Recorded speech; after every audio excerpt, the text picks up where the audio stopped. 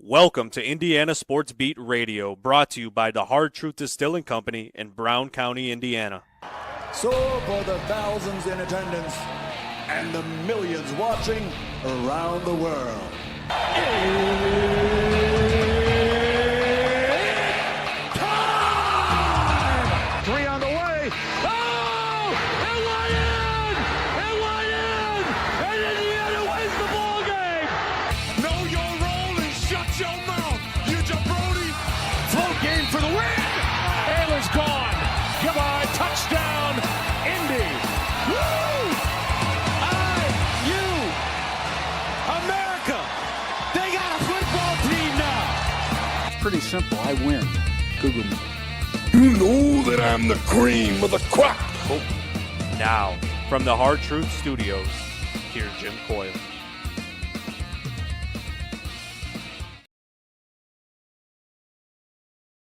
Camera there. Hey, that helps a lot. I hope you're doing well. Another hot Tuesday coming, but that's okay. Sunshine will be coming up. Basketball season practice is in full gear. We're a week away from Puerto Rico for the Hoosiers. Football is upon us as the fall camp opens tomorrow. It's a double day tomorrow as Coach Darren DeVries is kind enough to have an open practice for the media. We'll be out there stopping by, but not before we're at Indiana's first open fall football camp practice. So all kinds of things going on tomorrow. Mike DeCourcy joining us today. We'll debate MJ or LeBron. To me, that's an easy one, but I know there's a lot of different arguments out there. D1 eligibility. It's ridiculous. Now that the money is out there, man, people or college athletes are just doing everything they can to get another year of eligibility. 6-7 year players. It's nuts. Deion Sanders had a cancerous tumor in his gallbladder removed. Tyrese Halliburton got engaged. And unfortunately, we lost another great one as Ryan Sandberg, the former Cubby great, passed away at 65 yesterday. It's crazy time this has been. Hulk Hogan, Chuck Mangione, Ozzy Osbourne. I know I'm missing somebody. But there's so many greats from a lot of our childhoods have passed here recently. Lenny Dykstra, did he pass? What happened? But it always grabs you because especially when like Ryan Sandberg, gosh dang it, grew up watching him play for the Cubs. Can't believe that that's where we are in life, but it is. Hope Deion Sanders is recovering well. As I said, he had a cancerous tumor in his gallbladder removed. He's been dealing, man. He's had all kinds of health issues. I think he lost several toes prior to this. So hope he's able to stay healthy. Yeah, the MJ LeBron debate, that comes from something that Mike DeCourcy did with somebody, and I think he took the MJ side. I'm not sure. We'll find out as he'll be joining us today as well. Also on the program, Dylan Sinn's going to join us today instead of tomorrow because of football practice. And Josh Bruick from the Hoosier Ticket Project will join us as season's about here, and they need to get their things in line as far. Malcolm Jamal Warner. There you go, Mike Shenanigans. Thank you, sir. I appreciate you. Yeah, I love the fact that he changed his name because I called him Shenanigans. Man, I just got a little kick out of that. KD quarterback exceeding Tom Brady in many areas and still has 10 plus years to go. Not sure who KD is, but how's your day going, man?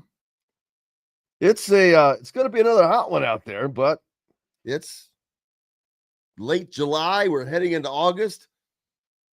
Think about, oh, mercy. This is that time of year when you were in high school, when or the guys that are in college, football practice, whew, it can get hot. But now, these days, they are smart enough to take much better care. Prevention, water, not trying to overheat people, and all of that. So, good morning, Fred, someone said. Good afternoon to you. It's, I guess, mornings for some people, and because of the whatever time you're listening, we appreciate you no matter where or how you're listening on one of our great radio station affiliates like 97.7 ESPN, the Ref, always the right call down in Evansville. The voice of the region, 1230 AM, 104.7 FM WJOB, and in Fort Wayne on Fort Wayne's only sports station, 1380 The Fan. Keep it locked where you have it all day long. And if you happen to be following along on social media, make sure you hit the like and subscribe buttons. You know, all that rigmarole that you got to go through. Well, take a side when we come back. We'll have a couple of debates. We'll do the MJ LeBron debate, a piece that Micah had already worked or been a part of and done. And I cannot wait. But obviously I'm a little biased, because there's no way that whatever side you take, that I'm not going to take LeBron, I'll tell you that. But dude has played for 2,000 years at the highest level. I mean, wow. The fact that he is able to play as long as he has at that level without serious injury, pretty mind-boggling, because not many, I don't know if anybody else has ever been able to do that. And let's see. Oh, yeah, the D1 eligibility. I cannot wait to talk about that. Boy, that's if they think they can get a 17th year in college, they're going to court right now to sue for it. But we'll take a quick break. When we come back, oh, look at K-Bro. Over and under wins for Floyd Central this season. My man's got the memory like an elephant. Remembers my high school even. That's a good question. I will go with 6. I think they played 10 games. I can't remember in high school. So there you go. I'll take it. I'll make it easy. Hope K-Bro's doing well, staying well, but we'll hit the break. When we come back, the great Mike DeCourcy will be with us. Looking forward to it. Glad to have you along. We're back with more from the Hard Truth Distilling Company studios. Andy Moore Honda is Bloomington's #1 Honda dealer for a reason. Buy a new Honda and get a 3-month break from car payments. That's right, no payments for 90 days. That includes the all-new, all-electric Honda Prologue, and you get it for just 0.9% financing. Or the 2024 Honda Ridgeline Black Edition or the Honda Accord LX, both for just 1.9% financing. Get more to your door from AndyMooreHonda.com, Bloomington's #1 Honda dealer and your best place for new and used vehicles. If you're looking for a new home in the Indianapolis area, you need Cheryl Sizemore from Brick and Ivy Realty. Cheryl Sizemore has over 2 decades of experience, and that could be the difference in getting the home you want in today's tough housing market. Reach out to Cheryl at CherylSizemore@gmail.com or 317-701-0838. That's 317-701-0838. Let Cheryl Sizemore sell or find your new home today. Located on 325 acres in beautiful Brown County, Indiana, Hard Truth Distilling Company is the biggest and the best craft distillery around. While Hard Truth is already known for producing internationally awarded whiskeys and spirits like Hard Truth Sour Mash Bourbons, Sweet Mash, and Hard Road Rye, as well as their cinnamon vodka and the always popular Toasted Coconut Rum. Hard Truth Distillery offers so much more. With a full-service restaurant, ATV, and distillery tours, as well as live music, you can spend an entire day at Hard Truth Distillery while making your entire family or group happy. And that's the Hard Truth. Hard Truth products are available across Indiana, as well as many other states. So no matter where you shop, if they don't carry your favorite Hard Truth product, tell them you want the truth, the Hard Truth. Hard Truth Distilling Company encourages you to enjoy all of their products responsibly and to never drink and drive. Welcome back to the Hard Truth Distilling Company studios, and there we go. I didn't have it set up right. Mike DeCourcy joins us from his home, and look, Mike, how have you been, sir? I've been well, Jim. How are you? I'm a lot better than I am inside. I can assure you that, because if you walk outside, you just start to melt without anything. It's crazy. I was at the Brickyard 400 on Sunday, and wow, I mean, I'm glad I was wearing dark. I said that yesterday because you couldn't see that my shirt was soaked the whole time. I'm not kidding. There was not a dry part on my shirt, and I was wearing lighter color pants, and I looked down and I started to see dark spots. I'm like, what the heck? It was just. It didn't matter where my wallet was. I was like, why is that sweating? It was nuts. And I wasn't doing anything. I was just sitting on pit road. It's just so hot that you can't escape it. But hey, I'll, like someone said, I'll take this over winter all day long. You can come in, turn the AC on, and get away, escape the heat. But that's okay. Plus, so many other good things come along. Ryan Sandberg, we've had so many people of note pass lately. It's crazy. Singer, Hulk Hogan, Ozzy Osbourne, Malcolm Jamal Warner, Chuck Mangione, and now Ryan Sandberg. Man, boy, just a lot of people from at least my youth that I grew up watching that are so embedded. That's the thing, boy. When those people when it happens to me, you're like, oh man, that's like a piece of your childhood going away. You know, Ryan Sandberg and I are the same age. And Ryan broke into baseball the year I covered Major League Baseball. There were three great rookie second basemen that year: Steve Sachs with the Dodgers, Johnny Ray with the Pirates, who I was covering, and Ryan, who turned out to be by far the greatest of them as baseball players. And so when I heard about what happened to Ryan, it certainly hits hard, because he lasted much longer in baseball than I did. I had my 1 year, and that was that. I was not the world's greatest baseball writer.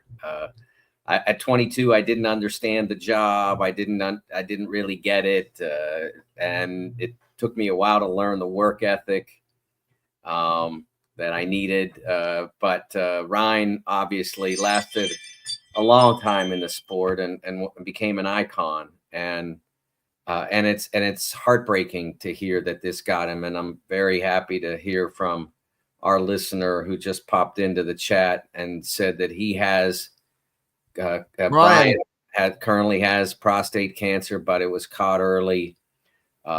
It's always good news when something like that happens. I mean, I know a lot of people who have had it and are thriving now. Jim Calhoun had it. Jim Boeheim, who's I think around 80 years old now, had it 20 some years ago or so, and beat it. Steve Lavin, who's doing very well and is now coaching in San Diego, beat it. But there are those cases where it isn't defeated. Dan Fogelberg, the great musician, is one, and now Ryan, and it's heartbreaking to hear what happened to him. And so you do have to be very very careful with that particular illness, and be aware of symptoms. If you're follow your doctor's advice, because if you're a gentleman of a certain age, there's a chance that it's going to get you. So always be vigilant. And I think I'm not saying that Ryan was not. I think his just hit harder than some. They did have it cleared at one point. They thought they had it, and then it came back in other areas, and that's what ultimately got him. And so it's just terrible news. I mean, 65, of course I'm going to say that's too young, right? I mean, it is too young. In today's age, it's crazy, because I know this sounds stupid, but 65 today is not 65 30 years ago. Is not 65 when I was a kid, because I saw old people at 65. I mean, I think of my grandfather. I mean, he was an old man. Today, you don't know how. Like, I would not guess you to be that age. People are younger. The health is a little bit better. These things are allow you to live a little bit better. I'm not saying longer per se, but there are things that we can do. But the health system is so much better. But yeah, it's crazy when you think about it, because people are more active. They've learned to take care of themselves better, to eat better, all of the things that make life a little bit better, I think. Well, one of those, Jim, is cigarette smoking. I mean, that's a big reason why the people of that generation you're describing aged as quickly as they did, and why our generation, it's slower, because not such a smaller percentage. It was so universal with my father's generation, and so now to not do it is a definite advantage in terms of how you look as you age, but also how your health holds up as you age as well. And so that's one thing I will never shy away from campaigning against. Cigarette smoking is terrible for you and doesn't do any good for you. It's not even much of a chemistry alter. I mean, you have a beer or a shot of whiskey, at least it has some impact on you in turn, that you're seeking. Cigarette smoking doesn't even do that for you. So what's the point? Yeah, I've never, that's not something I was ever into, and thank goodness. And I don't, I don't like it. I don't like the smell of cigarettes. I don't like the after smell of cigarettes. But my dad, ironically, retired from Philip Morris, ironically.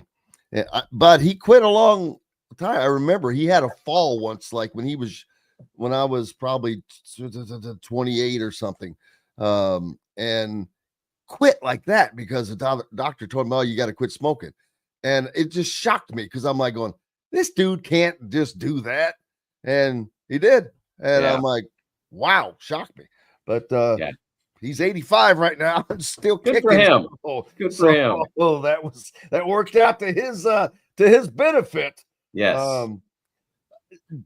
D1 eligibility, brother. Anybody and their mother right now seems to be suing the NCAA to get that extra year. We need that 14th year of eligibility so I can play another season and bankroll myself. And I get it, but man, the weirdest thing though is, to me, is some are being allowed and some aren't. And I'm like, Diego Pavia.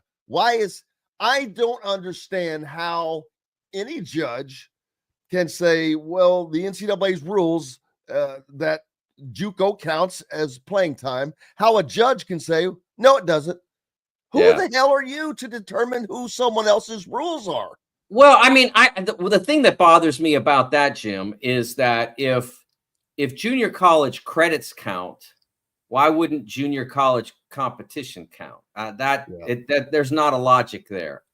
If going to a community college or a junior college helps you to ultimately graduate from college, why would it not? Why would competition at that level not apply to competition at the Division I level? That doesn't make any logical sense at all.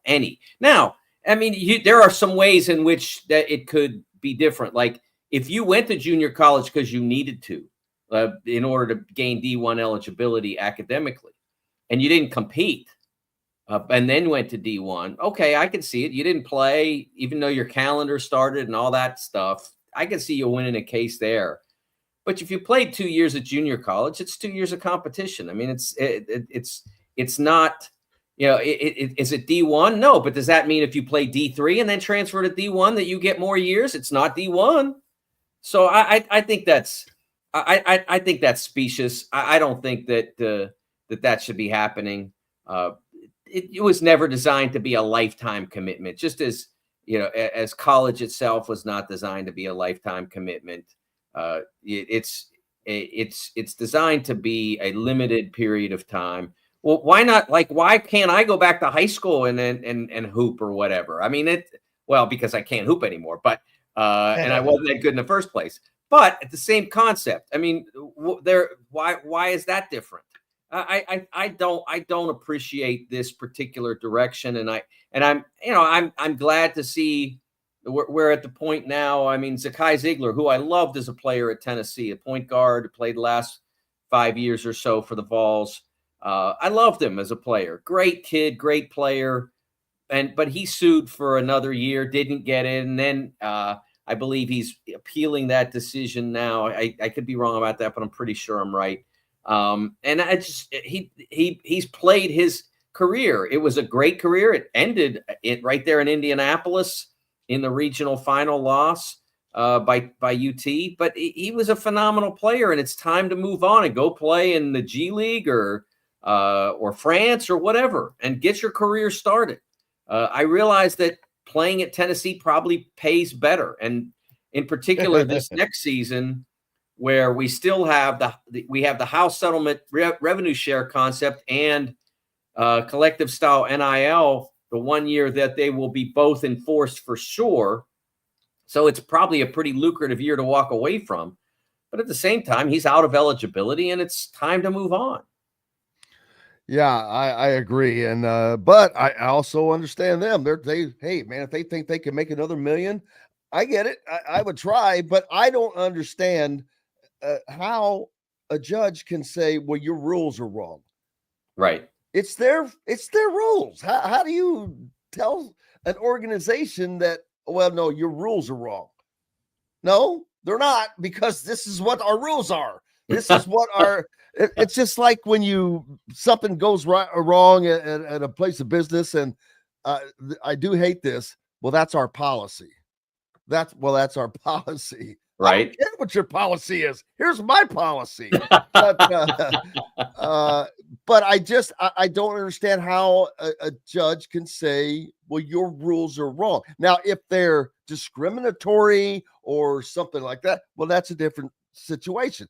But that doesn't seem to be the case. It's just arbitrarily saying, nah, that's not right. Well, I mean, remember, like, if you're going to say this is restraint of trade, what you have to remember, Jim, is that he is not being forbidden from playing basketball for money. He can play. There are multiple places in America where he can play basketball for money beyond college, in the NBA or in the G League. That's at least two. And there are probably some other minor leagues that are out there where he could make money. He could make money in the TBT, right? That's going on right now. That's another place where he could make money playing basketball. He could join the 3-on-3 circuit. That's another place he could make money playing basketball. Or he can go to Europe and make money playing basketball. So there are all these options for him to make money playing basketball. So he's not restrained from being a compensated basketball player. He's just not permitted to play at the NCAA Division I level or NCAA level, because their rules restrict the amount of seasons you can play, and have since the founding of college athletics 140 years ago. So no, I don't buy the idea that you're getting a raw deal if you aren't permitted to play college sports after you have spent all the available eligibility that you had.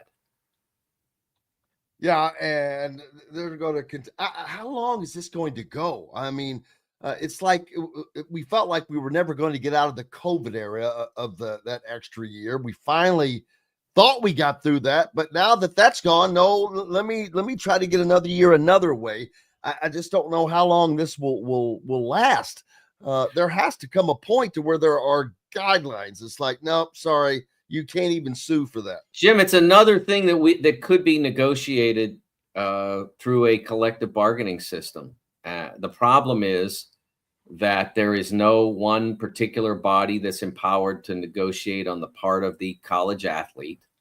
And it's not like it's not incumbent upon or wise for the NCAA members to say, okay, you should negotiate with them.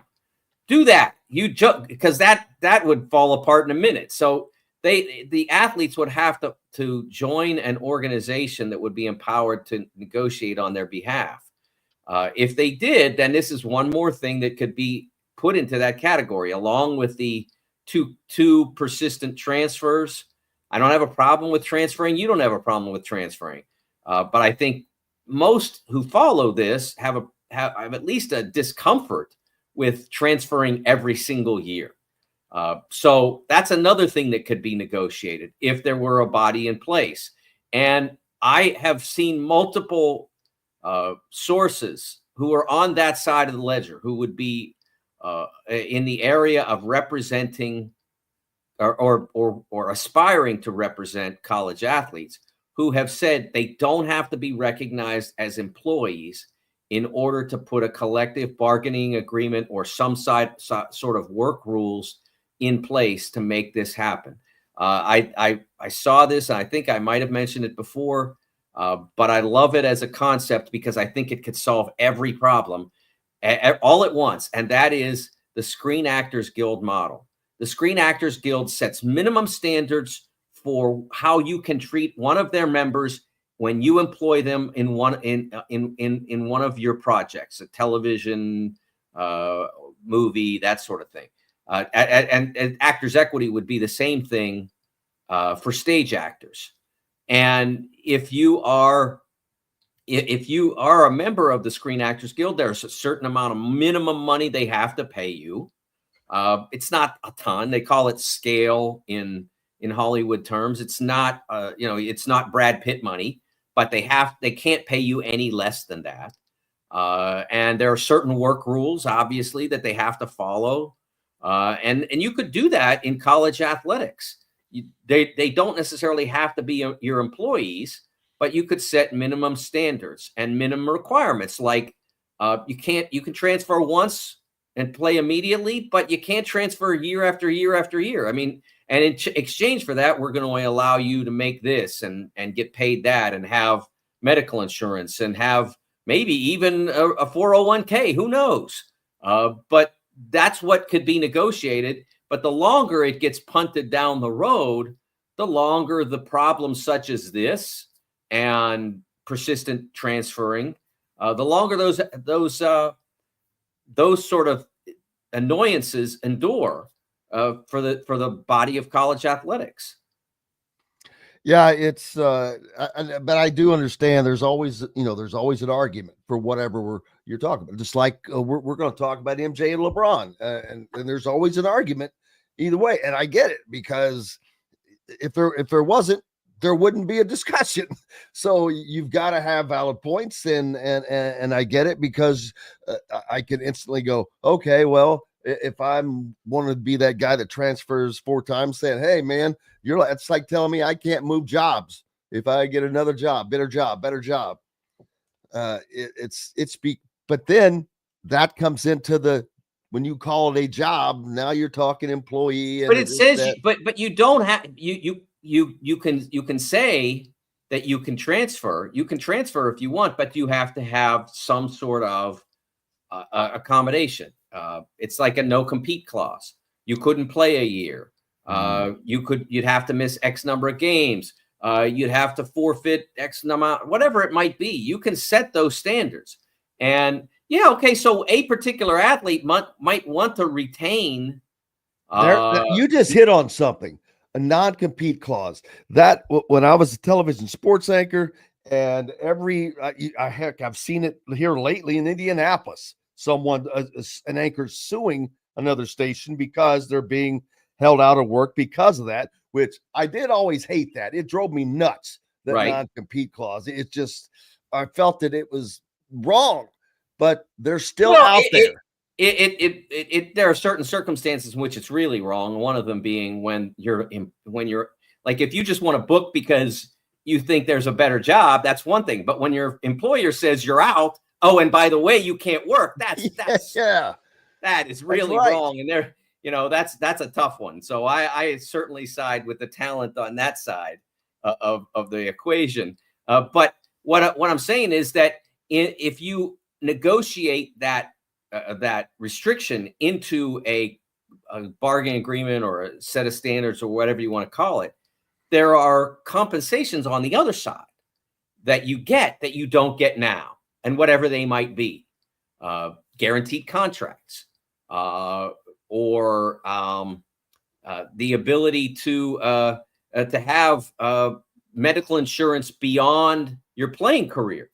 Okay, so the ACL that you tore when you were a senior might still bug you in 5 years.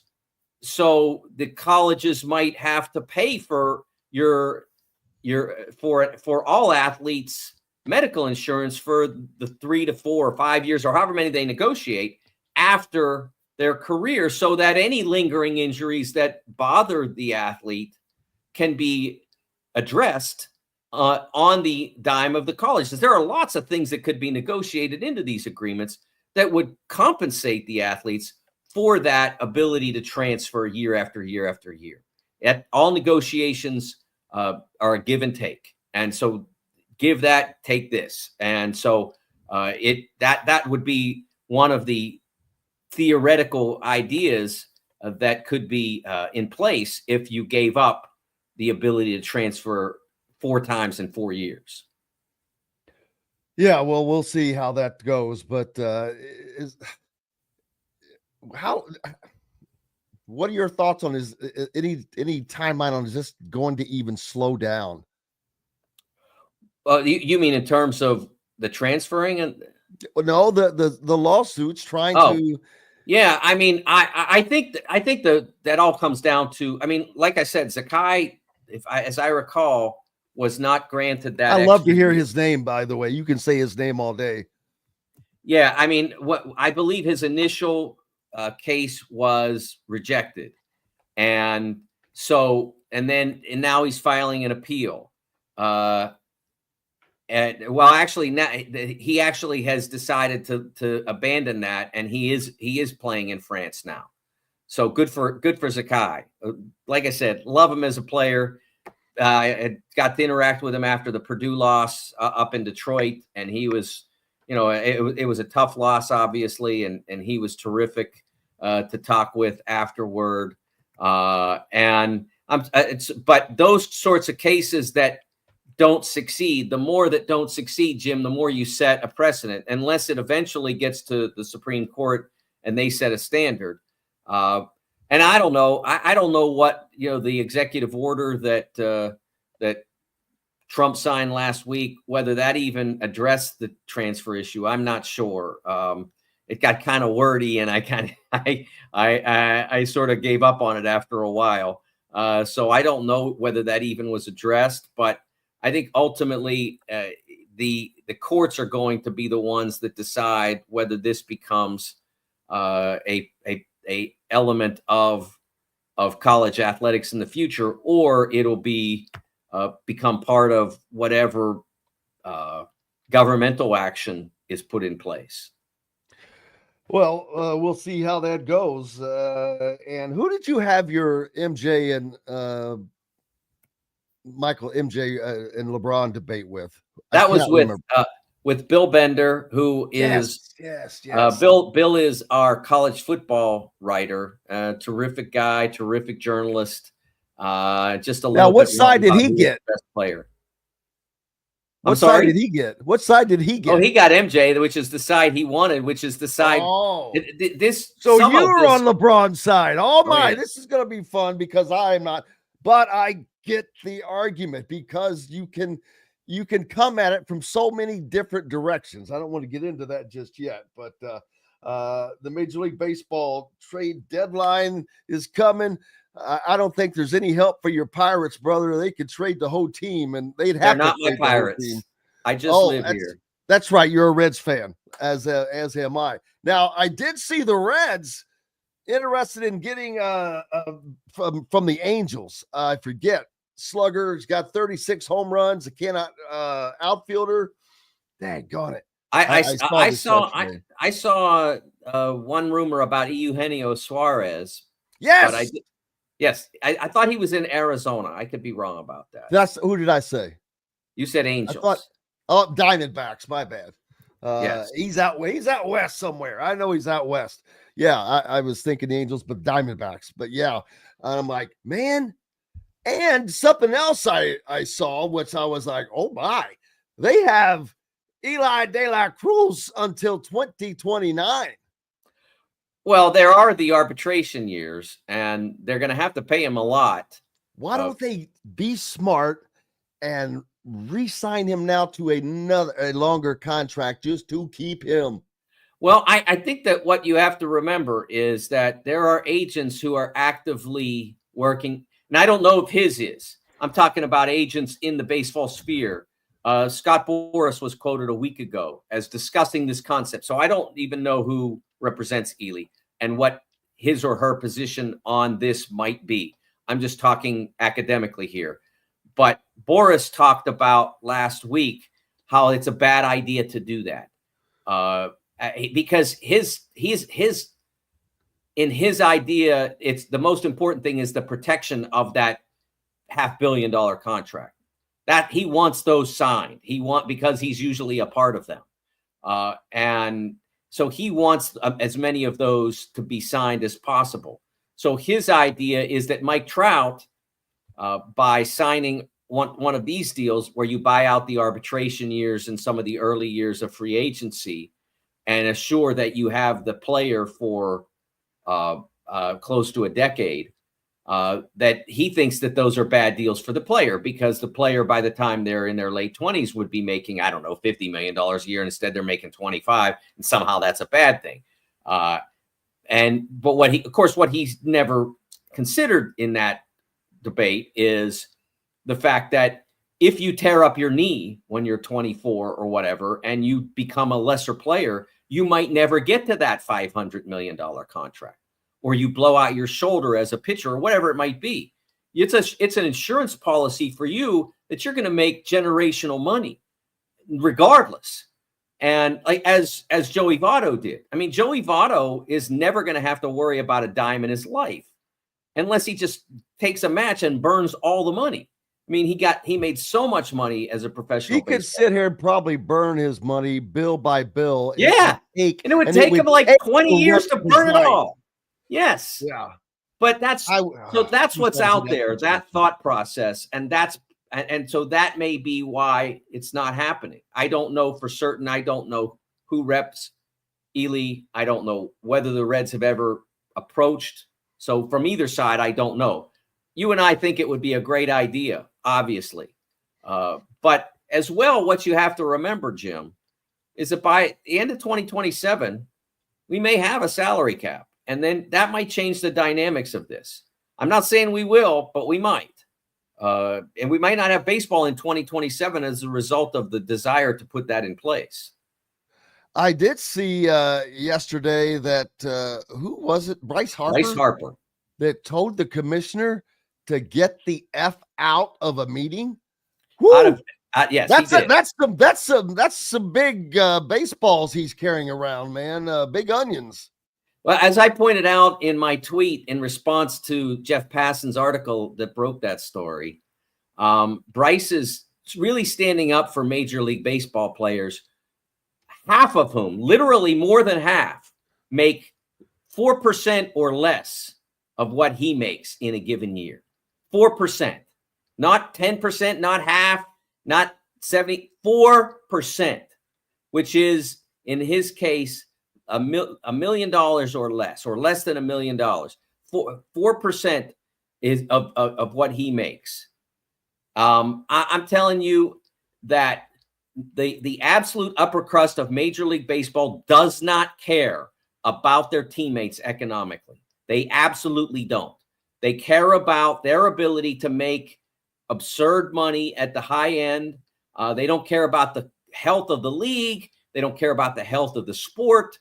I know I'm generalizing here, and I shouldn't be, but let me put it this way. Too many that fall into that category express no concern about the fact that so many of their teammates are being drastically underpaid. And again, I talked about this, I think 2 weeks ago. Half of all Major League Baseball players make less than $1 million. There are. Did you say half make less than $1 million? Half make less than $1 million. In the That's NBA, amazing. you know how many guys in the NBA make less than $1 million if they play a full year, Jim? 20%. How about none? Not any. Wow. If you play a full year in the NBA, you make more than $1 million because the minimum salary is more than $1 million. 36% and change of Major League Baseball players make less than the National Hockey League minimum. I mean, I'd like to have the change. That is the most amazing stat ever in sport and professional sports. It's more amazing than 714 home runs. It's more amazing than 511 wins. It is mind-boggling that you have more than a third of Major League Baseball players making less than the lowest paid hockey player. We've got to take a break before we. How in the hell is Katie Ledecky still winning in the pool? Well, she's the best. Talk about 65. Seems like she's been around 65 years. She's not. not. The crap out of these young kids now still. I'm like, this is not normal. How old is she? Do you have it? She 40?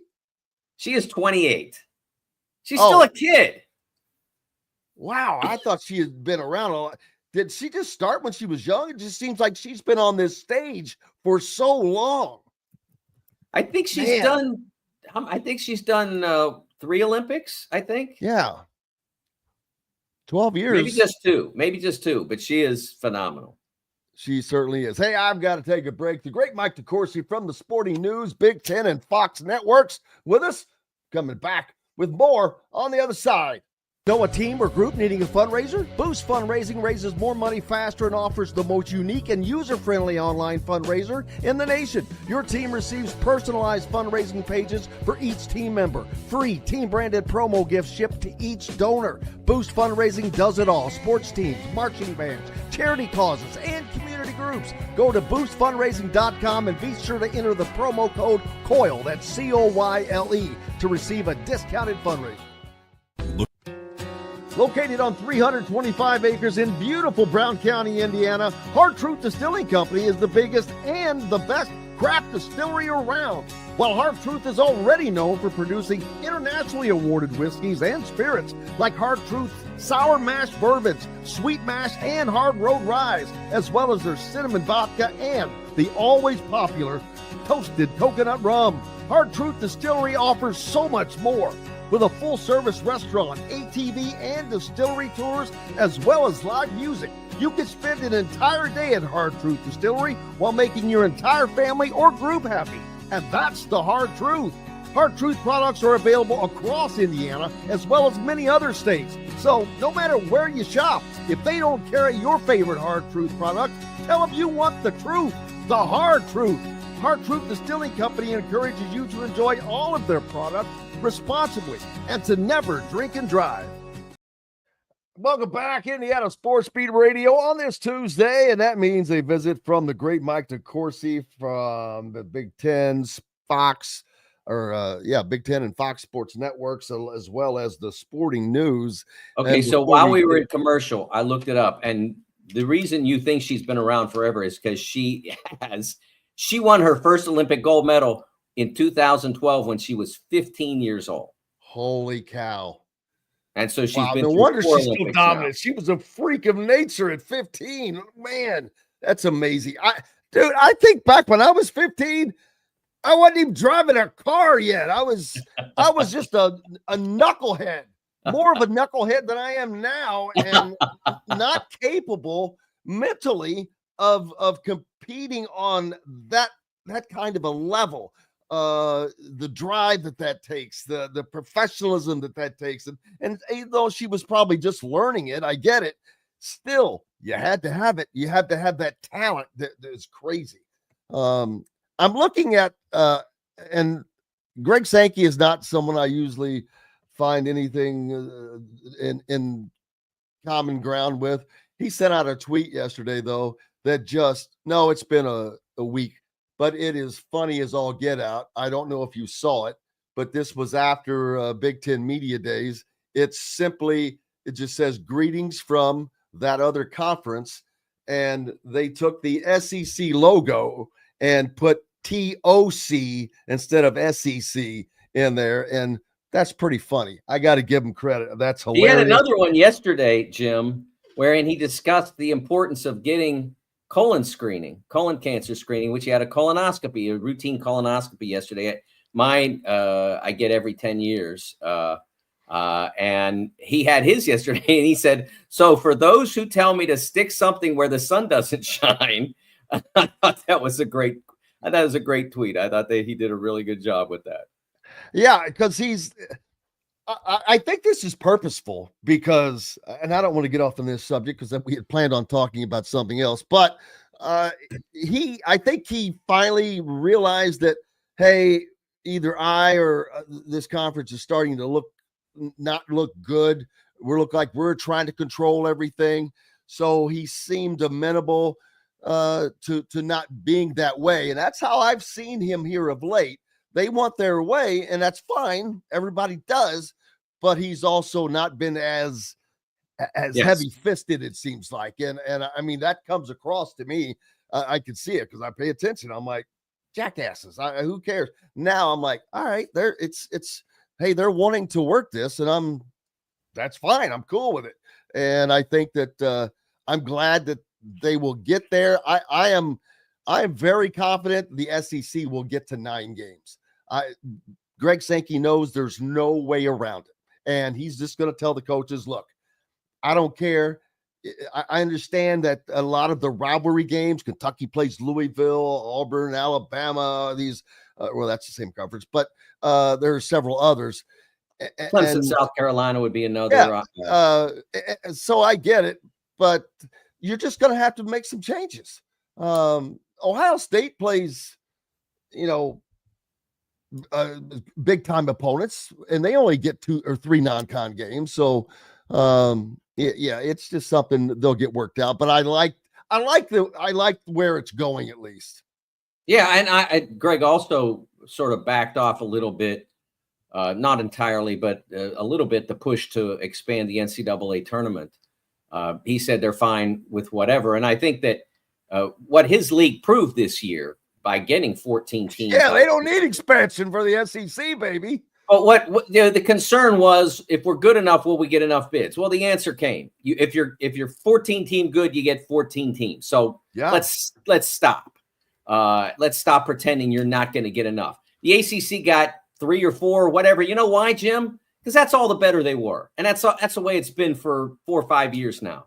You get the bids you earn. The Big Ten earned 8 last year, probably could have had 9, but they didn't lose the 9th bid because of anything other than the 9th. They shouldn't have had in. I am the first person to say Indiana did not deserve to be in.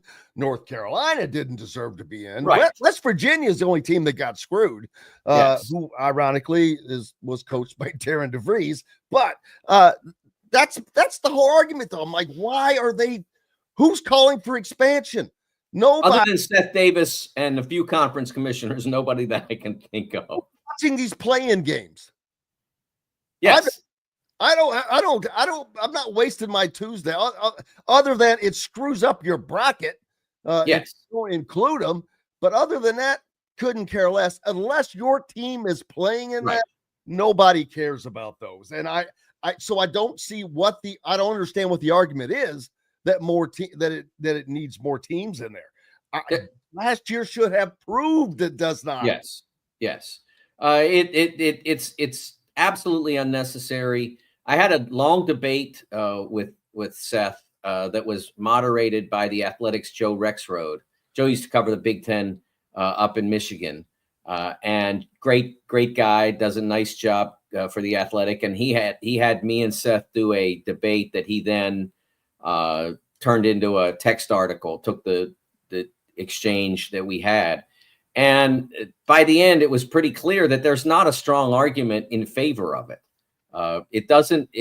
Seth kept saying it would make Tuesday and Wednesday better, but nobody cares. Nobody really is concerned about making Tuesday and Wednesday better. They're only concerned about not making Thursday, Friday, and all the rest of it worse. And for me, Jim, even more so, it's about not making the regular season worse. Why would you? A year at the end of last year, Indiana made a coaching change on a team that would have been firmly in the tournament if it had been 76 teams, and probably if it had been 72. So why would you think that that's worthy of inclusion in a pursuit, a tournament that that you're in pursuit of the national championship? Doesn't make any sense to me at all. Yeah, well, unfortunately, I can see that we're not quite out of time yet, but definitely not enough time to get into that debate. This is like 3 weeks in a row I've done this, however long it's been going on. I just wanted to do it for fun, actually. MJ, and actually someone put up a thing earlier that said they would take Larry Bird because they felt Larry Bird made other people around him better. But if you're comparing player to player, even Larry Bird would tell you that, man, I can't do that. Now they can't do what he does. I don't believe that either one of them can do some of the things that he did in making his. LeBron does not make other people around him better, in my opinion. I don't think he makes his teammates better. I think it's more about LeBron, but I don't think he makes his teammates better personally. How is he the fourth leading assist player of all time if he's not making his teammates better? That's because he's been around for 3,000 years. Well, Michael Jordan could have been around for 3,000 years and would not have been the fourth leading assist person of all time. No, but he was a defender, not an assist guy. He was more of a defender than he was an assist guy. LeBron has been an all defense player on multiple occasions. His greatest play. He's been 6 times all defense in the league. I think Michael was 8 or 9. We're not talking about somebody who doesn't defend. The greatest play he ever made was a blocked shot in the NBA Finals in Game 7 in 2016. That basically was the biggest play in the game for Cleveland as they won the NBA championship, coming back from 3-1 down to do it. I believe me. LeBron, the thing that LeBron does much better than anybody ever is make his teammates better. No one has ever taken a worse team to the modern day NBA Finals than he did in 2007 when he got the Cavs to the finals with a bunch of guys who either were has-beens or never weres. Guys who were never great players. The second best player on that team was Larry Hughes, who I think averaged 14.9 points a game, and he got those guys to the finals. It's a staggering achievement that's still underrated. It scored 25 consecutive points in, I think it was Game 5 of the Eastern Conference Finals against the Pistons. What LeBron did was make guys better, Jim. That's why I believe he's the best player of all time, because he's done it with at every level, high school, college, high school, NBA, Olympic. He's made his teammates better. I was watching better than Bill Russell. Bill Russell was phenomenal. But at a time, didn't he win 10 NBA titles? Did. But at a time when the league was different, smaller. Reserve clause, so guys didn't move. If you were a Celtic, you stayed a Celtic because you didn't have any choice but to stay a Celtic. So things were different then. Russell was phenomenal, the greatest winner in American sports history, without a doubt. You're phenomenal, my friend, and I love being able to have these discussions because you're 10 times more knowledgeable than I am, so I'm going to lose no matter what every time, but I still enjoy the hell out of them. I enjoy learning and learning from you as well, and it's always a blast. Appreciate you as always, brother. Make sure that you're following Mike DeCourcy. Go to the Sporting News, the longest running sports publication in the world. Yeah, you can say that, in the world, not just America, in the world. And Mike, no, he was not there at the beginning. It was shortly after that, right? No, kidding. Mike DeCourcy, appreciate you, my friend. Have a Thanks, great rest Jim. of your week. Take care. Absolutely. Hey, we've got more coming up. Josh Bruick from the Hoosier Ticket Project will join us as they are looking to make some fans very happy to get to their first football game, a potential basketball game this year, but they need help. They can't do it alone. We'll talk about all that and more on the other side when we return right after these messages. If you're looking for a new home in the Indianapolis area, you need Cheryl Sizemore from Brick and Ivy Realty. Cheryl Sizemore has over 2 decades of experience, and that could be the difference in getting the home you want in today's tough housing market. Reach out to Cheryl at CherylSizemore@gmail.com or 317-701-0838. That's 317-701-0838. Let Cheryl Sizemore sell or find your new home today. Located on 325 acres in beautiful Brown County, Indiana, Hard Truth Distilling Company is the biggest and the best craft distillery around. While Hard Truth is already known for producing internationally awarded whiskeys and spirits like Hard Truth's sour mash bourbons, sweet mash, and hard road ryes, as well as their cinnamon vodka and the always popular toasted coconut rum. Hard Truth Distillery offers so much more.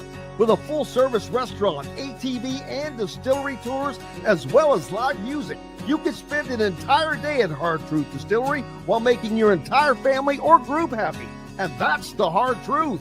Hard Truth products are available across Indiana, as well as many other states. So no matter where you shop, if they don't carry your favorite Hard Truth product, tell them you want the truth, the Hard Truth. Hard Truth Distilling Company encourages you to enjoy all of their products responsibly and to never drink and drive. When it comes to apparel and promotions, Freethink has you covered, literally, whether it's 24 or 200 shirts for sports leagues, businesses, or groups. Freethink Apparel and Promotions can also create your very own merchandising store.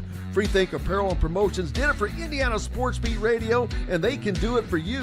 Whether it's screen printing, embroidery, digital printing, promotional products, vehicle wraps, or anything else under the promotional line. See what Freethink Apparel and Promotions can do for you at freethinkapparel.com.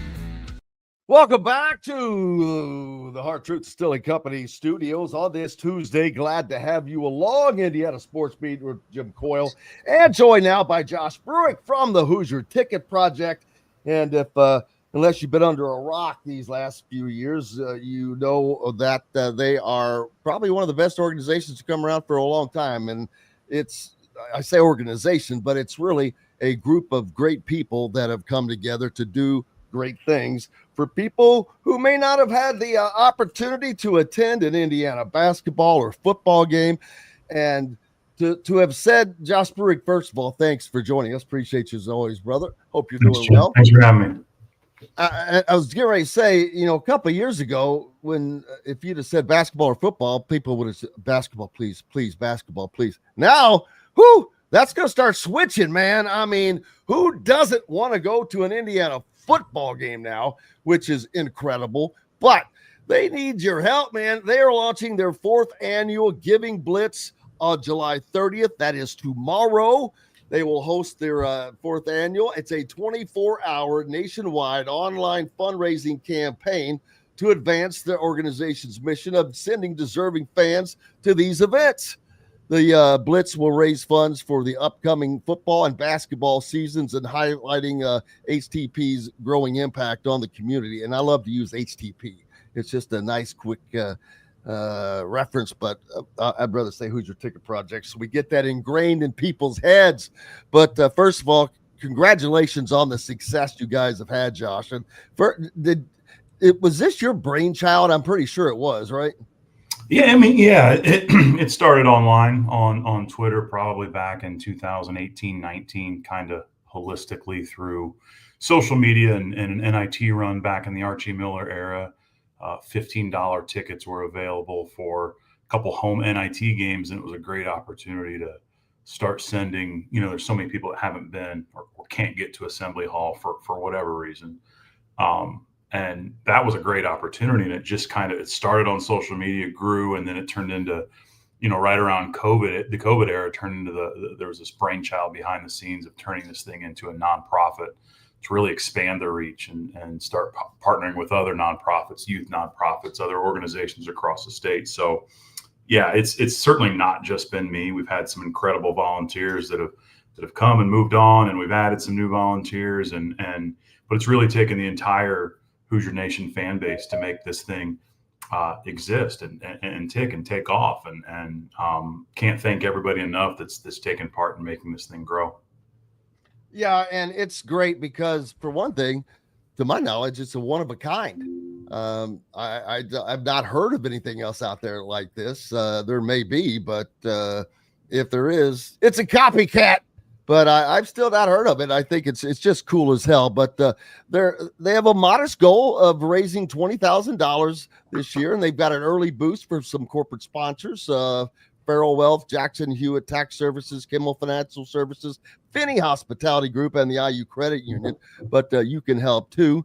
Their Giving Blitz is their most important fundraising effort of the year. It allows them to plan for the upcoming season, the impactful events, and ensure more fans have that opportunity to go enjoy that, whether it's kids, a family, whatever it might be.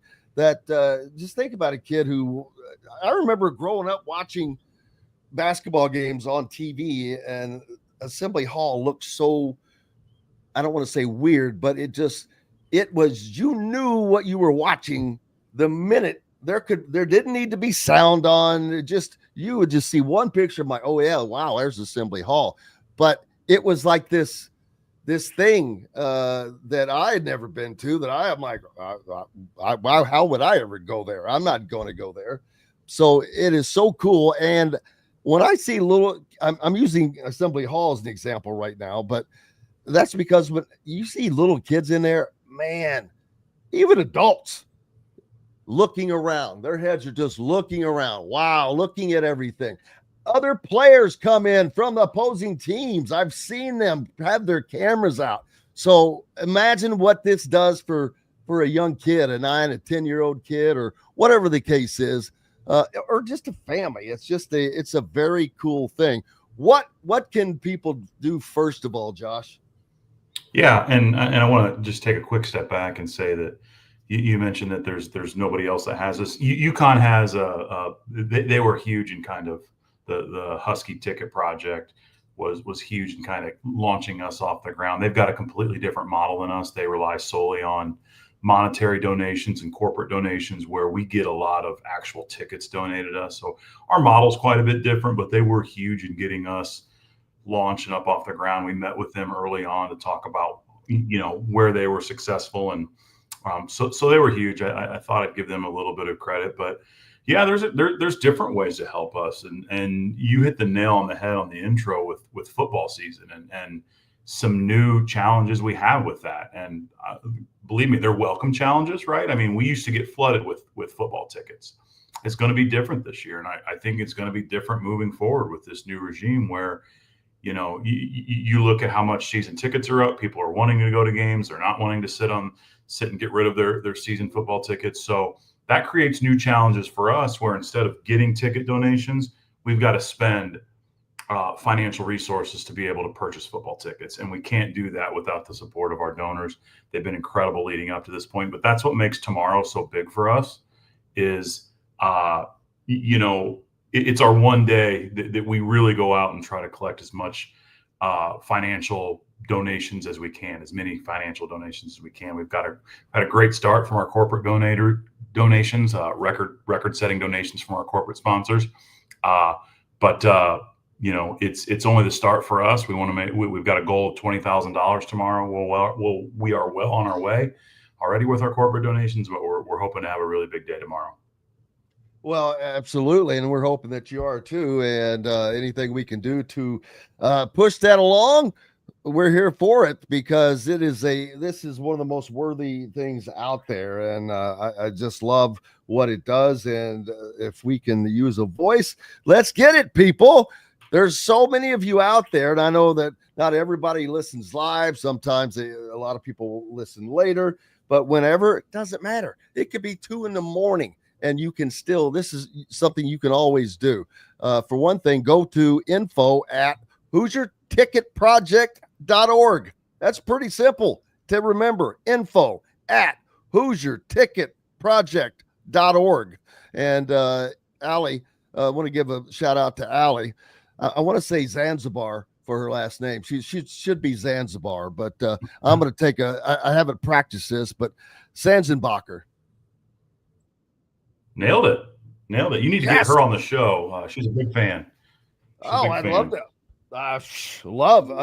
We love fans, especially ones that are involved with great things like this. But appreciate everything Allie does to helping us with she's huge for things us. like this, and especially with you guys. She must be invaluable, man, because I know the logistics of doing all of this different stuff, and to have somebody like that you can count on. I mean, I know you're working hard on it as well, but to have that person that you can depend on, it's critical. Yeah, we've got an amazing team, and we've had, through our existence, we've been a small group. We operate light. We're all volunteers, and we've had some amazing volunteers come and go, but our current team is just fantastic. It's Allie, who does so much behind the scenes for us. It's Sarah, who does so much from a marketing aspect. Jason, we've added 2 new student volunteers that have already made a huge impact, Jordis and Jack. So we've got a great team that really makes us tick, and we're always looking to add. We've got some huge events coming up. Our Weekend at the Rock event, we're always looking to add volunteers, where we send a bunch of Bloomington youth to a football game. So exciting times for us, but we don't do this without our volunteers. So I appreciate the heck out of them. Absolutely. And football season 1 month away, man. 1 month away. So when is the first? Is not until Friday. So officially we'll be in August on that. But today's the 30th? Is today? Yeah. Today's the 29th. It's Tuesday. But August 30th is the first football game, people. I mean, it's so basically, in essence, a month from this Saturday, we have our first open practice tomorrow, and then an open practice with basketball. So a big day tomorrow as things are ramping up. Are you ready for the season? But help the Hoosier Ticket Project get ready for the season. Again, go to info@HoosierTicketProject.org, and you can make a donation, give tickets. Either or would be very greatly appreciated. 100%. Yeah, we take monetary donations, but if you do ever have tickets that you don't want to use, can't use, we will help you find homes for those too. And you just go to our website, HoosierTicketProject.org. It walks you through how to make those donations, whether it's a fiscal donation you want to make, or you've got tickets that you want to donate as well. And ever any questions, info@HoosierTicketProject.org is our email address. If you've got somebody you want to nominate too, I mean, if you know of somebody that, for whatever reason, they don't have the means to get to a game, whatever their story is, there is a request tab on our website as well, where you can insert their information, tell us the reason why, tell us their story, and we will work our hardest to get them to a game. Yeah, I sent to Allie yesterday, one of our loyal listeners, Fulton Mraz. He's never been to an IU football game, and I told her, I said, you got to make him play the ukulele for you to get the tickets, though, man. He's a big ukulele star, a Special Olympian for us. So hopefully looking forward to him going to his first game. But there are going to be so many people wanting to go to football this year, man. It is crazy because Indiana football is a thing. Just like in the show opening, you can hear Gus, America, they got a football team now. Yes, they do. And I cannot wait to cover this team this year because, it is way more fun to cover a winner, period, in any sport. But I love kind of sticking it to people. I try to be as unbiased as possible. But sometimes I'm like, all right, that's about enough. I'd like to start sticking it. Indiana, I'm not even looking forward to Indiana sticking it to a few people. I think that they're going to have a nice 10-2 season, at worst this year, but regardless, it's going to be fun. And that's what matters. Football games being fun for all this. And that will continue to grow everything, and including the Hoosier Ticket Project, hopefully. 100%. Yeah. It's like I said, it's, we're used to getting flooded with football tickets. We'll take this any day, the excitement, because it makes the experience, I think, that much better for those kids that we do send, right? I mean, the opportunity to go see Indiana football is a lot different in 2025, 2026 than it was, even when we launched a handful of years ago. So it means something. It's that experience becomes that more memorable. So our impact, I think, increases considerably when the teams are solid. And we're hoping to see the same thing with Indiana men's basketball. Less in this situation is more for us, because it's those memorable experiences that we're providing. It's the impact. You never know what kind of impact you're having on a family, on a kid. We've heard stories of kids getting on campus for the first time, and all of a sudden they've got the goal of going to school there, hiring their education. So we're excited about it. We're eager to get into this season and see what we can get done in terms of an impact. So we're thrilled. What are your thoughts on the football team before I let you go? Yeah, I'm bullish. I see, you get online and read all about like it was a 1-year wonder, the schedule. I mean, this. No. I had a chance to connect with you down at the Hubers event, and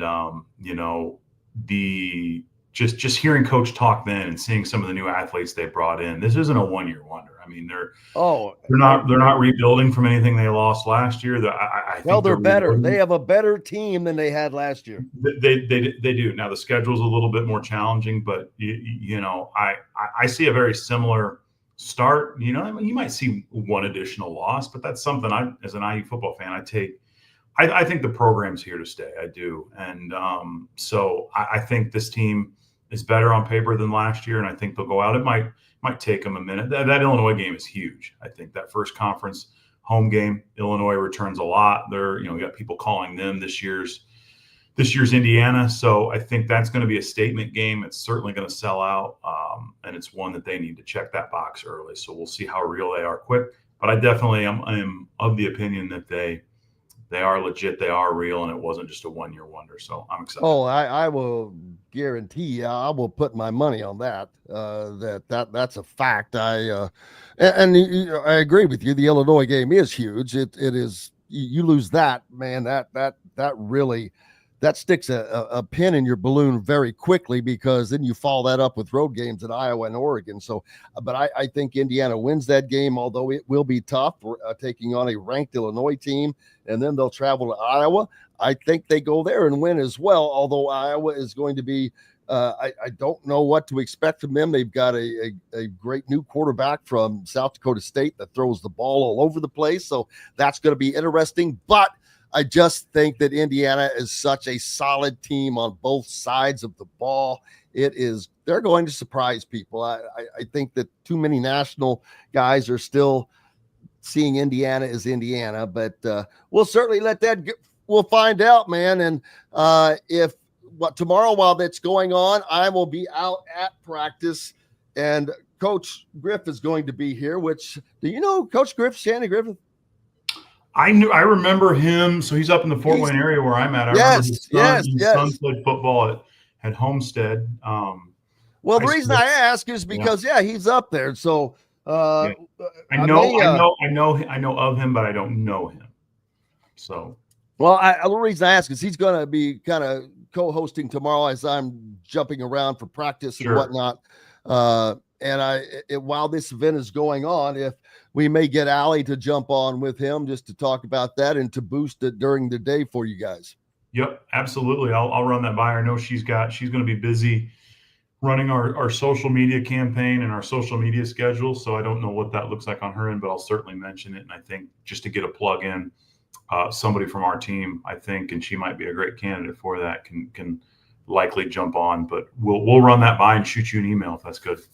Sounds great, man. Awesome. Josh, appreciate you. Appreciate what you do. And we're always here to help out. Thanks, Jim. I appreciate your continued support.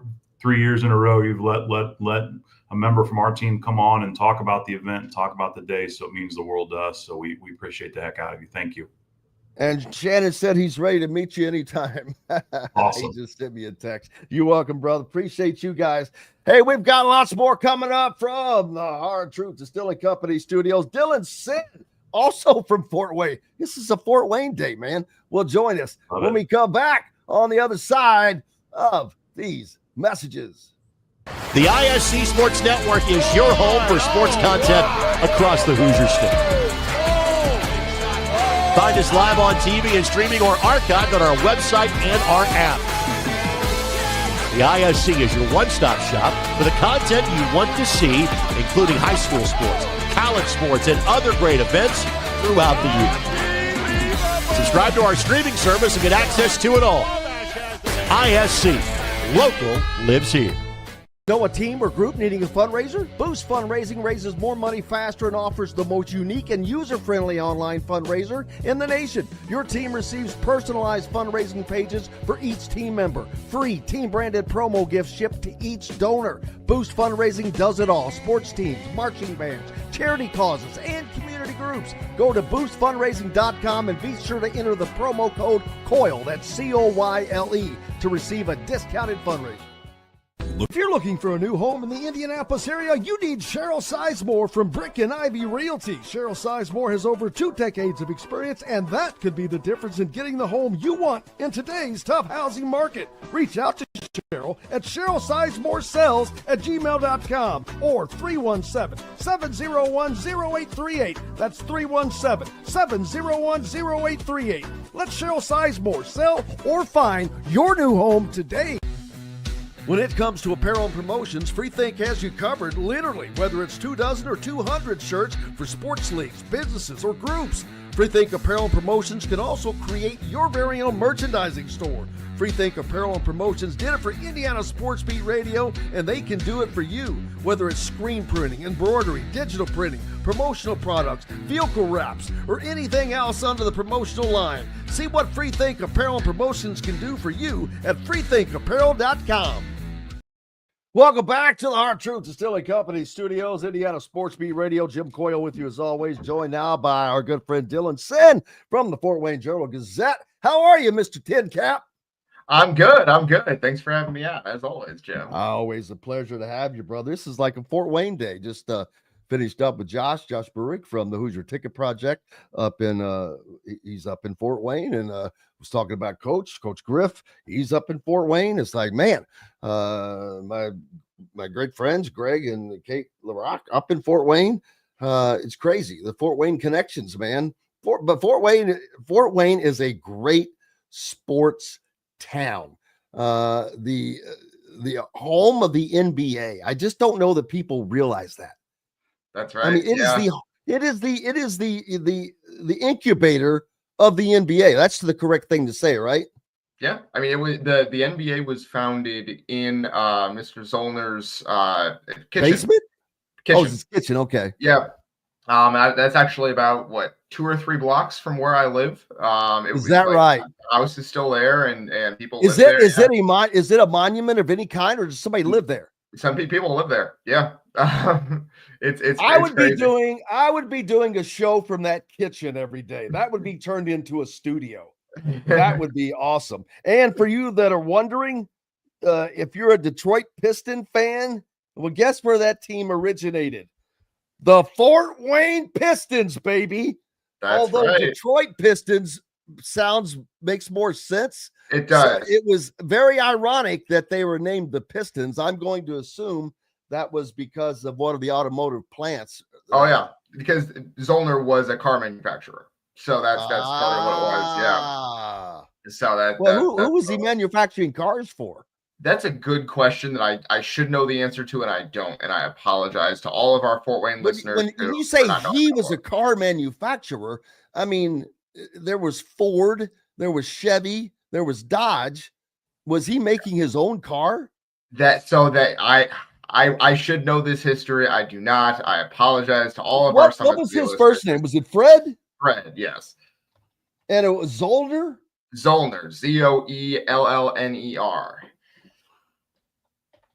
Huh. That yeah, I've got to know. We've got to know this. He was It's born, important. nicknamed Mr. Pro Basketball, was the founder and owner, along with his sister Janet, of the Fort Wayne Zollner Pistons, now the Detroit Pistons, and a key figure in the merger of the the NBL and the Basketball Association of America into the NBA back in 1949. He was inducted in Naismith, blah, blah, blah. He was an industrialist born in Minnesota, actually, received a degree from Minnesota. Let's see. He was a tier 1 supplier of pistons to companies such as Ford and GM, International Harvester, now Navistar, John Deere, Outboard Marine. He was supplying the pistons. So there you go. There you go. Right. See, now we know. Now we have the lore. So and now thank you for the rest of the story.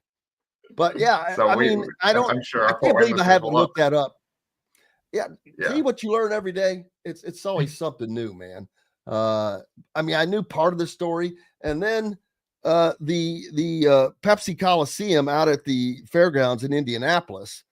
That is where the Pacers used to play, I think, back in the day when they were in the ABA. I believe it's crazy. But yeah, all the crazy information that you learn. So great. What's new with you, man? Well, really Oh, go quick ahead. before we move on, I can tell for those who don't know this part of the story, I can tell our listeners that they have the Fort Wayne Pistons to thank for the shot clock in the NBA. The what? Oh, the shot clock? Yes, because they played, I believe it was 1953 or 54. They played the Lakers, who were the Minneapolis Lakers at the time, and their center, George Mikan. And there was no shot clock at the time. And their idea was, we are just not going to let the Lakers touch the ball. And so they got the ball. They got the ball at the beginning of the game, and they held it. And they basically would work it around for only the best shots. And they ended up winning an NBA game 19-18. And it was Lowest score? Is that the lowest score ever? I probably, yes. Lowest And score, lowest winning score, lowest losing score, lowest Yes. total score. George Mikan did have 15 points in that game, which is very funny to Was me. in that game? Yes, he was. And because that was the idea, was like, hey, George Mikan is too good. We are not going to let him touch the ball. And so they held the ball for the final 4 minutes of the game, down 18-17, and then scored a basket right at the end. And the crowd in Minneapolis was not happy about this. They were throwing stuff on the court. They were very upset.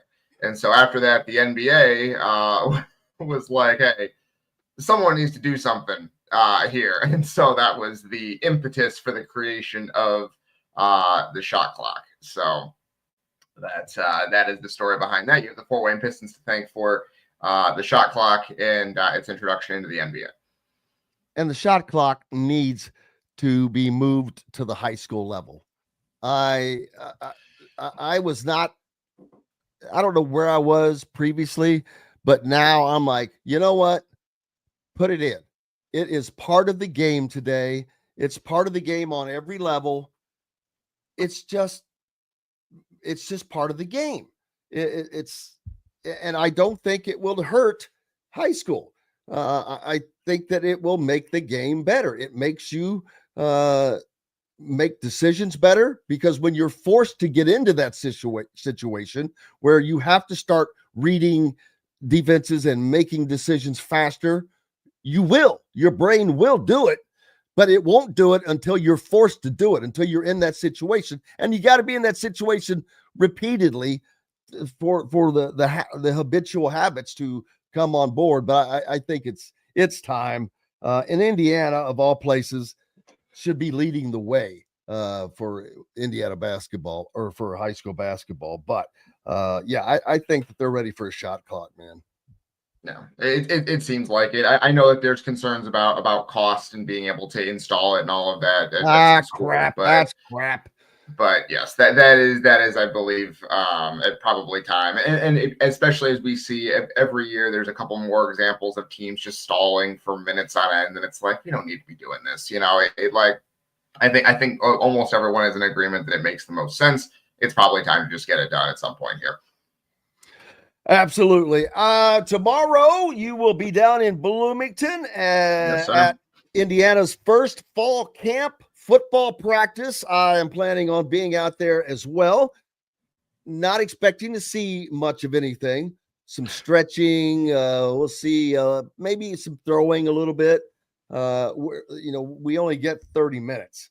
So it's not like they're going to be running their opening game plan for their first game.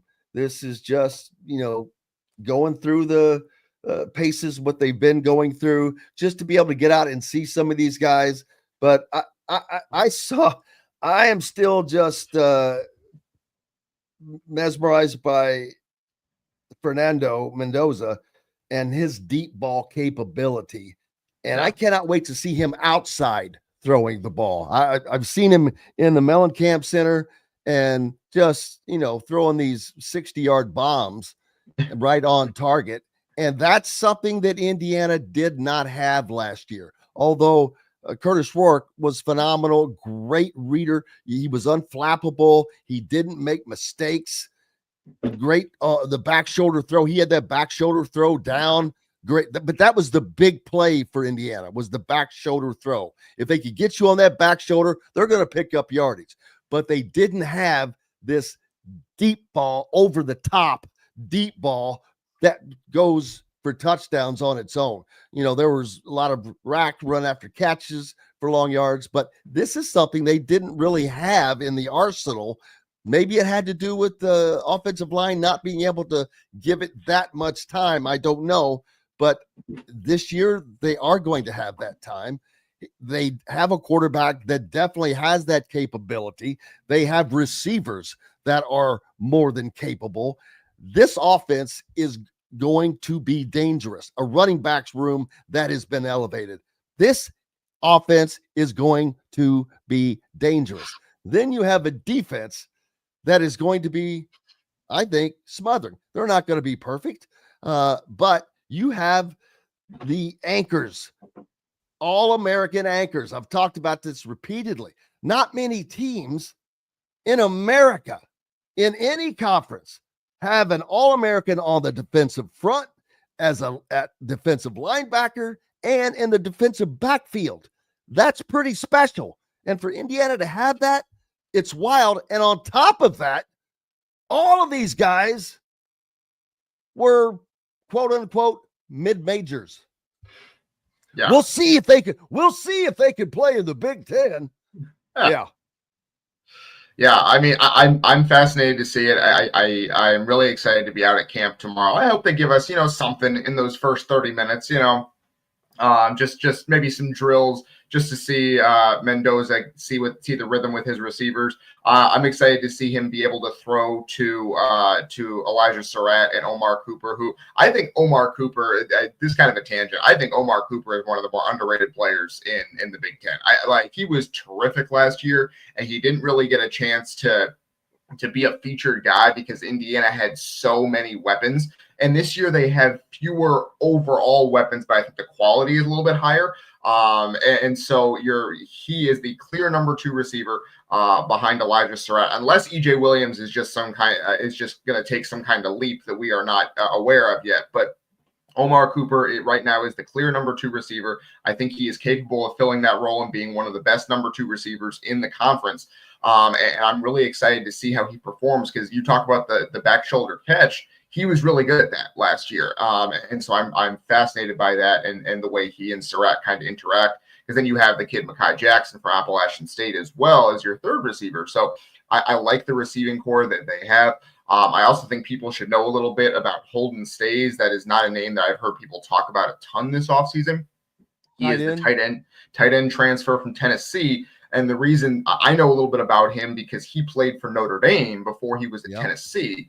And he had a game against, I believe it was NC State during the 2023 season, where he had about 115 yards and 2 touchdowns, and he was the best player on the field for Notre Dame that day. So that is a guy that I think we haven't talked about enough, that I think will be really, really good. Now, he needs to be better as a blocker. I think that was what I remember from him when he was Notre Dame, was blocking was kind of the next evolution of his game. We'll see if he's taken that step, because remember last year, the tight end, Zach Horton, was a fantastic, ferocious blocker. So you want to see that from the tight end again this year if you're Indiana. But no, just seeing that offense working together, I'm really, really fascinated by it.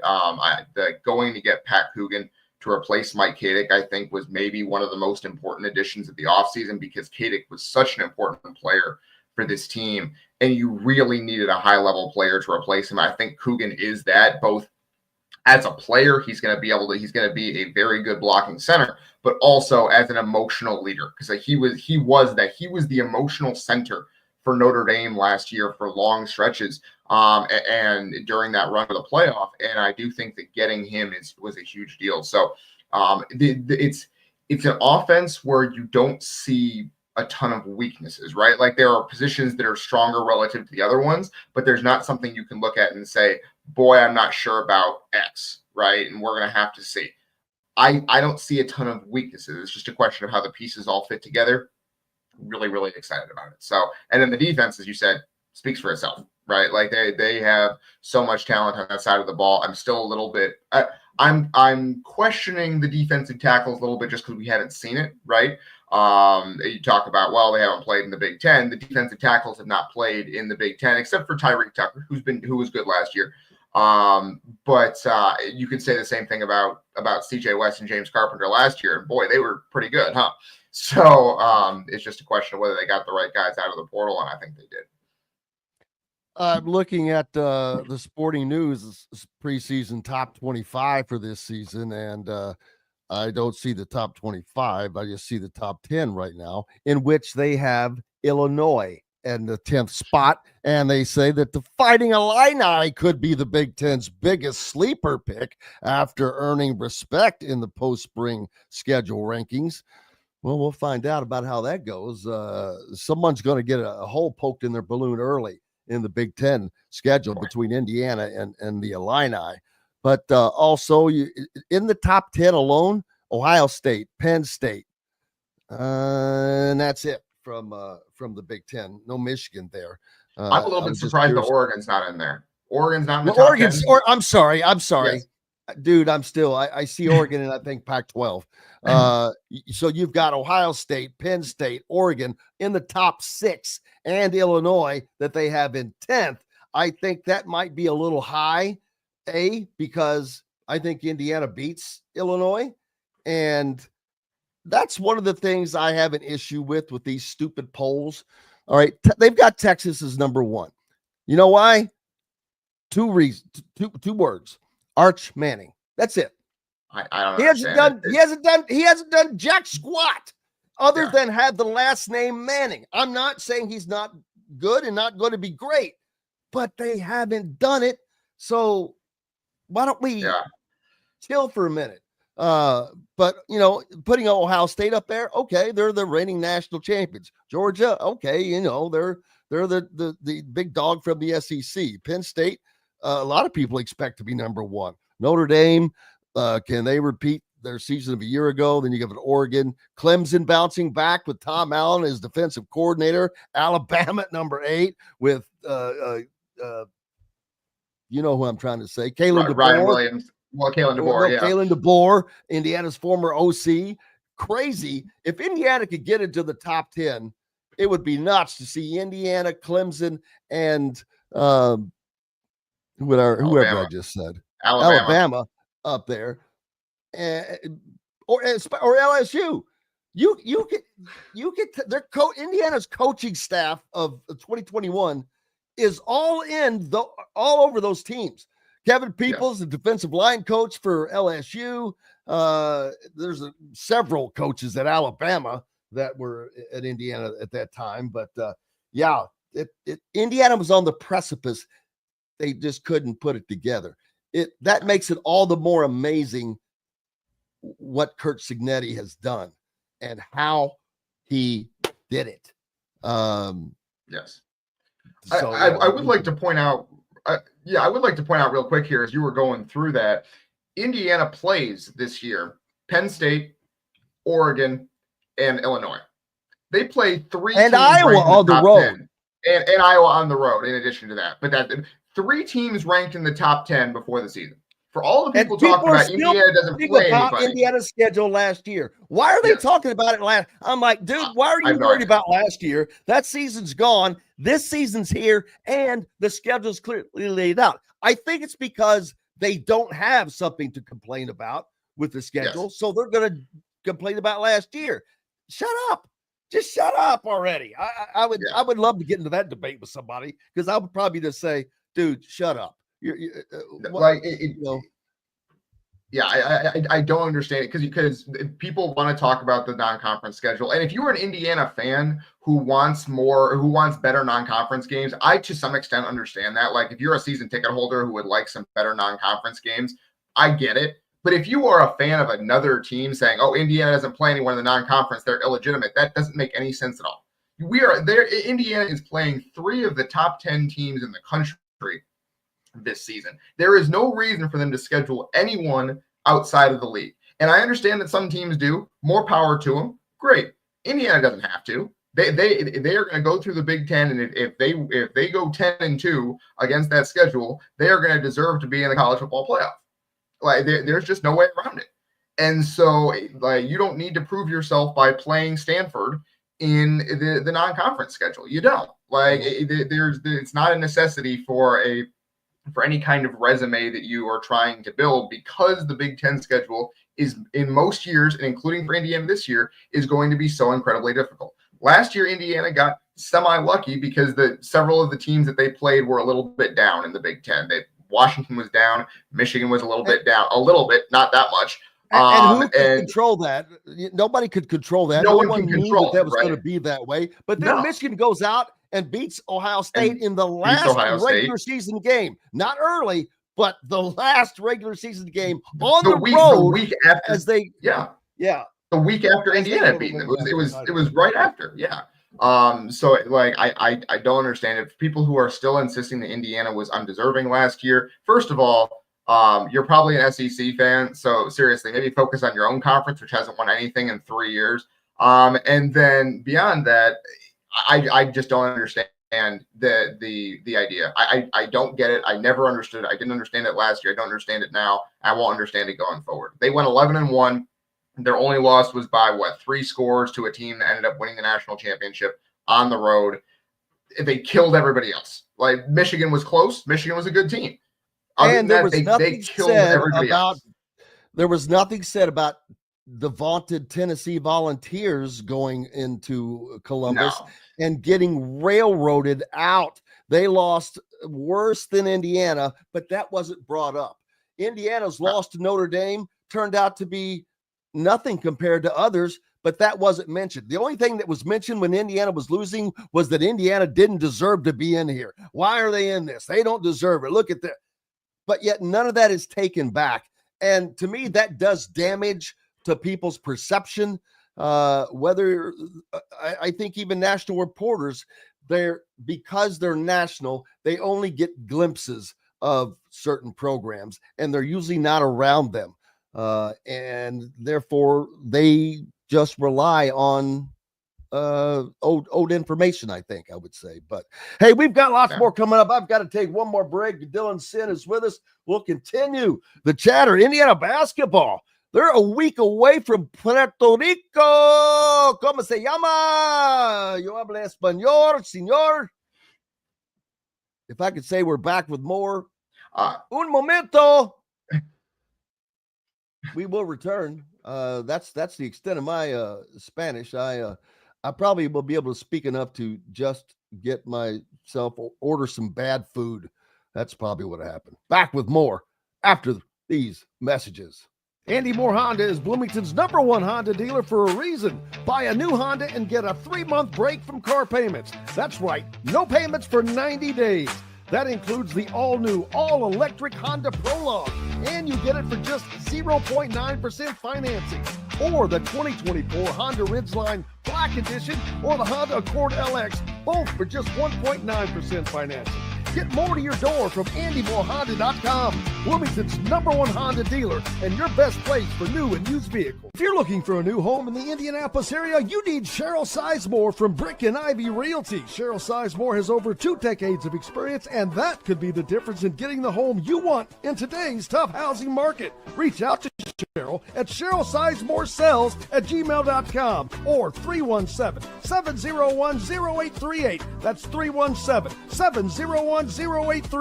Let Cheryl Sizemore sell or find your new home today.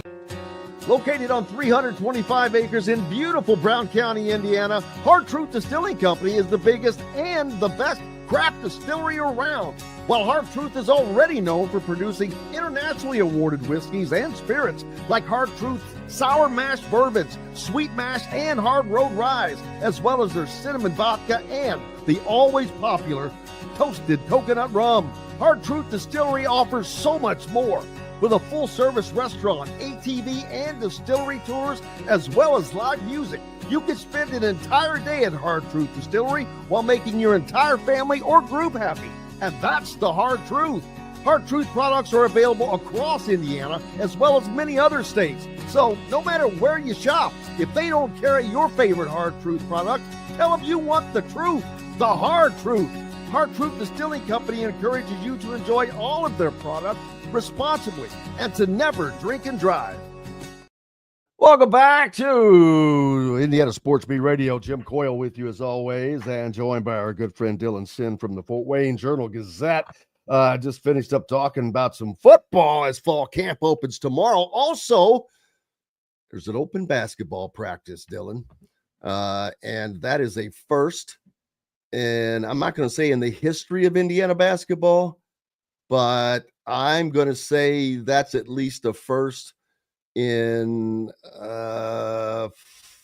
55 years since Bob Knight arrived. And I'm not saying Bob Knight, but there may not have been anything before that.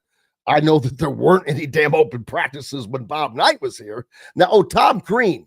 Now, Tom Crean may have done that a time or two.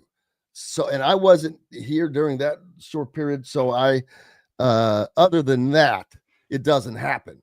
And I've told everybody else, I'll tell you, I'm taking complete credit for this. When we were at Huber's, I was talking to Darren. I said, man, it would be great if you would open up a practice or two for the media for us just to come in. And, I said, football does it. I said, it would be just fantastic. I said, it doesn't happen here. He goes, I'll work on that. And I just figured that was, whatever, yada, yada. And then I saw this and I was like, oh, wow, wait a minute. Big difference. So big day tomorrow, opening day of fall camp for Indiana football and an open basketball practice. 1 week from Puerto Rico, Dylan. They're going off to play these games a week from now. It'll be our first look at this team and what they're able to accomplish.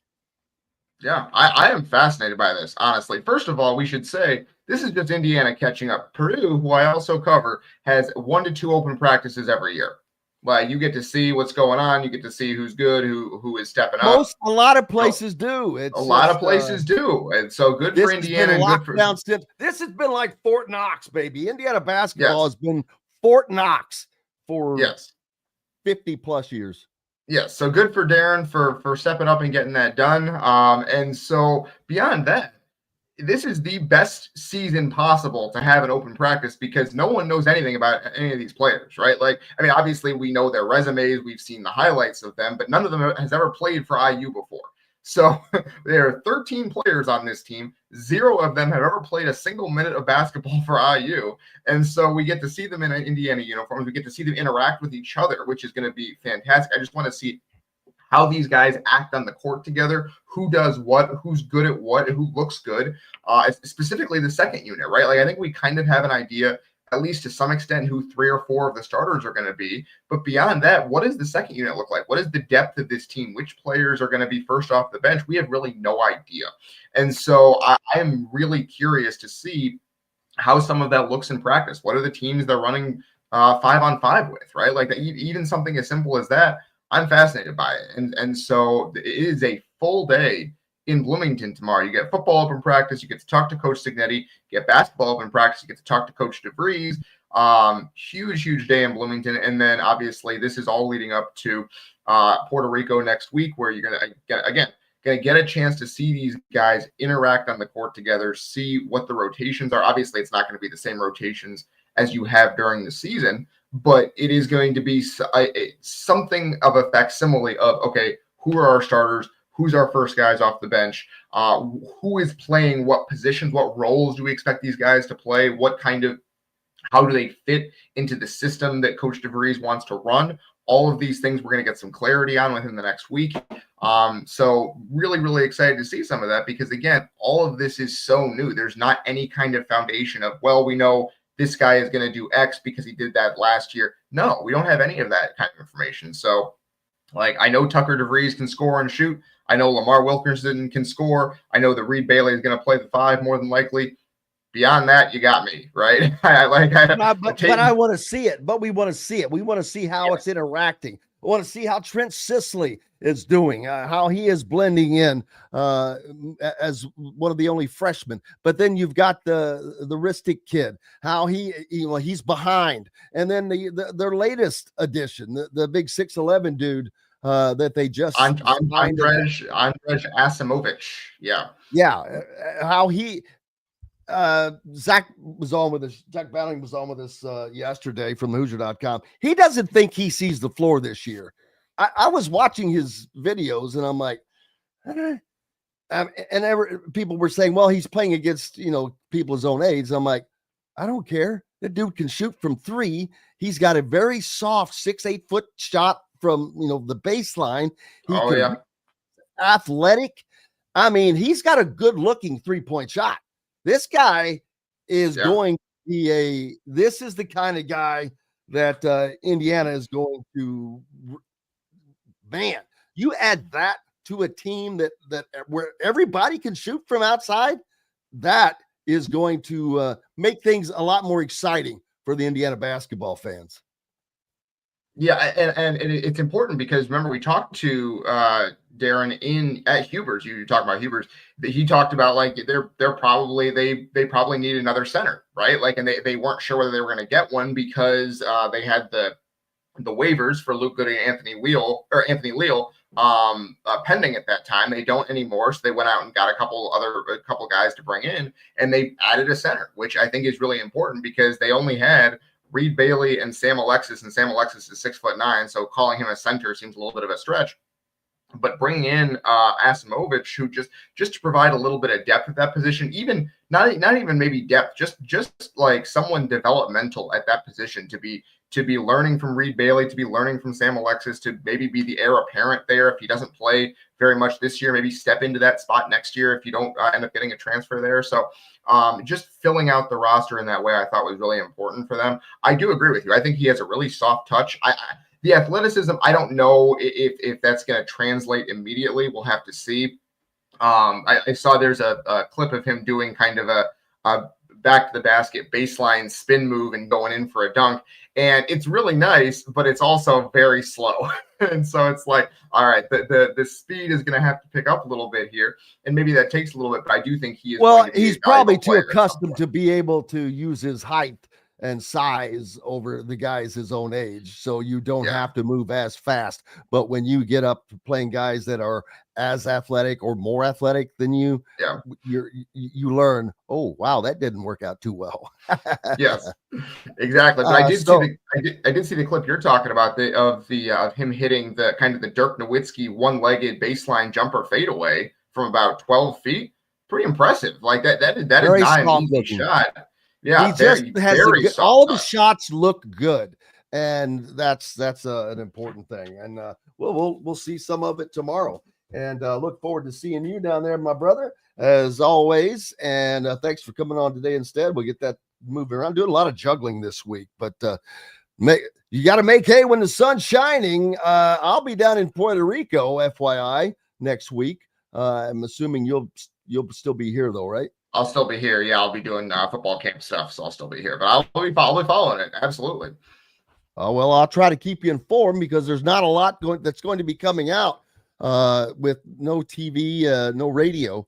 So we'll be providing as much information as we can. Well, brother, thanks as always. Appreciate you, and look forward to seeing you tomorrow. Absolutely, Jim. Thanks for having me on as always, and I'll see you in Bloomington. Absolutely. Dylan Sinn from the Fort Wayne Journal-Gazette joining us as always. Looking forward to that. That's going to wrap it up today. Tomorrow, Coach will be here. I will be with him in and out because of Indiana's fall camp first practice opening up and the basketball open practice tomorrow as well. So I'll be in. We'll be bouncing around, but I think Coach is basically going to be hosting the show, and we'll see what all we can get done tomorrow and what information we can push along the way as well. Big thanks to everybody. Appreciate you. Go out, have yourselves a great day. Until tomorrow, I'm Jim Coyle. I will see you on the radio. Thanks for listening to Indiana Sports Beat Radio. Be sure to subscribe to our YouTube page for more clips and team coverage of Indiana basketball, football, and more. You can also find full episodes and tons of other content on thehoosier.com. We'll see you next time for another edition of Indiana Sports Beat Radio.